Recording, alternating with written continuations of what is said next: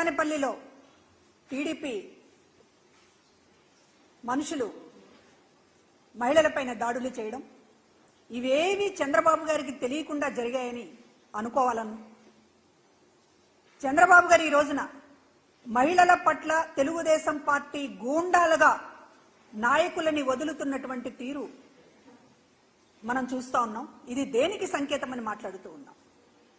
ఇవాళ home minister దళిత మహిళ ప్రచారంలో ఉన్నటువంటి మనిషి మీద ఒక ఇంటి మీద దాడి చేసి ఏకపక్షంగా కర్రలతోటి అంటే ఆమెని డైరెక్ట్ గా ఆమె పైన అటాక్ చేయాలనేటటువంటి దుర్బుద్ధితోటి ఎవరి ప్రోద్బలంతో జరుగుతున్నాయి ఈ మహిళలపైన వరుసగా సంఘటనలు జరుగుతున్నటువంటి చూస్తుంటే చంద్రబాబు సాక్షాత్తు నిన్న బహిరంగ సభలో మాట్లాడుతూ ముఖ్యమంత్రి గారిని పట్టుకొని అమ్మ మొగుడు ఇట్లాంటి మాటలు చాలా బూతులుగా ఆయన మాట్లాడినటువంటి తీరు, మహిళల పట్ల చాలా అగౌరవంగా వ్యవహరిస్తున్నటువంటి పద్ధతి, సాక్షాత్తు తన మనుషుల్ని తన అనుచరులని హోంమంత్రాన్ని లేదు లేకపోతే మిగతా నాయకులని లేదు మహిళల పట్ల ఒక దాడికి భౌతిక దాడులకి పాల్పడుతున్నటువంటి తీరు చూస్తుంటే ఇవాళ చంద్రబాబు ఒక ఫ్రస్ట్రేషన్ లో ఓటమి భయంతో చివరికి ఒక భయభ్రాంతుల్ని చేసైన హోమ్ మినిస్టర్ లాంటి మహిళల్ని లేకపోతే మరొక బలమైనటువంటి మహిళా లీడర్లను అందరినీ కూడా ఒక భయభ్రాంతులకు గురి చేసి వాళ్ళని కట్టడి చేసి ఎన్నికల్లో గెలవాలనేటటువంటి ఒక దుష్ట పన్నాగం ఈ రోజున చంద్రబాబు దగ్గర నుంచి మనకు కనపడుతోంది. మహిళలకు సంబంధించినటువంటి పథకాలని డీబీటీ ద్వారా అందకుండా ఎలక్షన్ కమిషన్ మీద ఒత్తిడి తీసుకొచ్చి ఆపారు.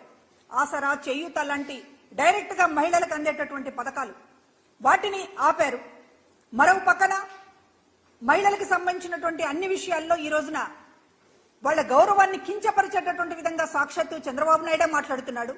మరో పక్కన హోమ్ మినిస్టర్ లాంటి మహిళల పట్ల కూడా డైరెక్ట్ అటాక్లకి ఒక ఉసిగొలుపుతున్నారు.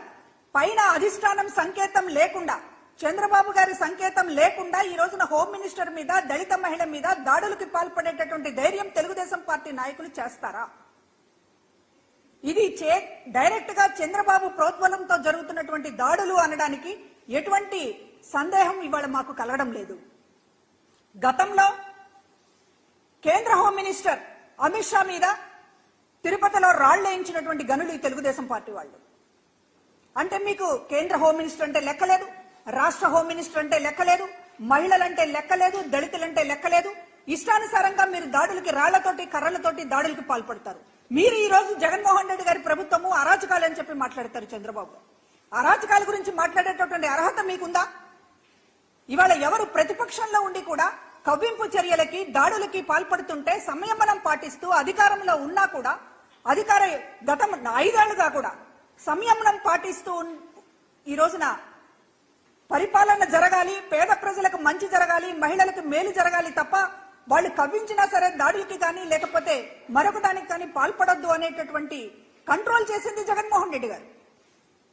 ఈ రోజున ఎన్నికల సమయంలో కూడా కనీసం ప్రజలేమనుకుంటారు, మహిళలేమనుకుంటారు, దళితులేమనుకుంటారు అనేటటువంటి ఒక సంకోచం కూడా లేకుండా మీరు దాడులకు పాల్పడుతున్నారంటే ఎలాగైనా సరే కొట్టైనా తిట్టైనా అవసరమైతే చంపైనా అధికారంలోకి రావాలి అనేటటువంటి స్టాండ్ తీసుకున్నారా చంద్రబాబు గారు అనే అనుమానం కలుగుతా ఉంది. ఎందుకంటే అసలు నిన్న జరిగినటువంటి దాడి హోమ్ మినిస్టర్ ఇంటిపైన ఆవిడ ప్రచారంలో ఉన్నారు, ఎటువంటి కవ్వింపు చర్యలు లేవు, కనీసం ఎదురెదురు పడినటువంటి సంఘటన కూడా లేదు. ప్రచారంలో ఉన్నటువంటి కార్యకర్తల మీద దాడులు చేసుకుంటూ ఆఫీసులో లోపల ఇంట్లో హోమ్ మినిస్టర్ ఉంది, ఆవిడ్ని కొట్టాలి అనేటటువంటి దాంతో మీరు తలుపులు పాలగొట్టి కర్రలతోటి దాడి చేసేటటువంటి ప్రయత్నం చేశారంటే ఇదెంత దుర్మార్గమైనటువంటి విషయం. అంటే ఎలక్షన్ కమిషన్ ని మేము ఏదైనా ప్రభావితం చేయగలం, ఇవాళ కేంద్రంతో బీజేపీతో మేము జతకట్టాం కాబట్టి మీరు ఏం చేసినా చెల్లుతుందనేటటువంటి ఒక పరిస్థితిలో మీరేమన్నా ఉన్నారా? ఇవాళ ఎన్నికల కమిషన్ మీద ఒత్తిడి తీసుకొస్తున్నారు. గతంలో ఎప్పుడూ లేనటువంటి విధంగా అమల్లో ఉన్నటువంటి పథకాలకి ఈసీ బ్రేకులు వేస్తా ఉంది. కాబట్టి హోమ్ మినిస్టర్ పైన దాడులు చేసినా లేకపోతే మహిళల పైన దాడులు చేసినా కూడా ఎలక్షన్ కమిషన్ మమ్మల్ని ఏమీ అనదు, మమ్మల్ని కంట్రోల్ చేయదు అనేటటువంటి భరోసా ఏమైనా చంద్రబాబు గారికి లభించిందా? అందుకని ఇలాంటి దాడులకు తెగబడుతున్నారా అనేటటువంటిది ఈ రోజు అర్థం చేసుకోవాల్సినటువంటి అవసరం ఉంది. ఈ రోజు మహిళలకి సంబంధించినటువంటి విషయాల మీద 5 ఏళ్లుగా ఈ రాష్ట్రంలో ఆత్మగౌరవాన్ని కానీ గౌరవాన్ని కానీ పెంచేటటువంటి విధంగా మహిళా సాధికారిత అంటే ఏంటో చేసి చూపించి ఈరోజు మహిళలకి అండగా నిలబడినటువంటిది ప్రభుత్వం. ప్రతి పథకము ఈరోజు మహిళలను ఉద్దేశించి డీబీటీ ద్వారా డైరెక్ట్ గా నేరుగా మహిళ అకౌంట్లోకి డబ్బందేలాగా చేశాం. అదేవిధంగా 30 లక్షల మంది మహిళలకి జగన్మోహన్ రెడ్డి గారు ఇళ్ల పట్టాలు ఇచ్చి వాళ్ళని ఇంటి యజమాని చేసి గౌరవించినటువంటి పరిస్థితి. కానీ ఇవాళ చంద్రబాబు ఏం మాట్లాడుతున్నాడు? చంద్రబాబు మహిళల్ని ఎంత కించపరుస్తూ మాట్లాడుతున్నాడు. గతంలోనేమో అత్త మగబిడ్డను కంటానంటే కోడలు వద్దంటుందా అనేటటువంటి వివక్షతని, ఆడపిల్లలు మగపిల్లలు అనేటటువంటి వివక్షతని సాక్షాత్తు మీ నోటి నుంచే వినిపించారు ప్రజలకి. ఇప్పుడు ఎన్నికలు సమీపిస్తున్న సమయంలో మరింత మీ వికృత స్వభావము, మహిళలకు వ్యతిరేకమైనటువంటి మీ ఆలోచనలు ఈ రోజున వినపడతా ఉన్నాయి మాటల్లో. జగన్మోహన్ రెడ్డి గారి కుటుంబ సభ్యుల్ని దూషిస్తా ఉన్నారు.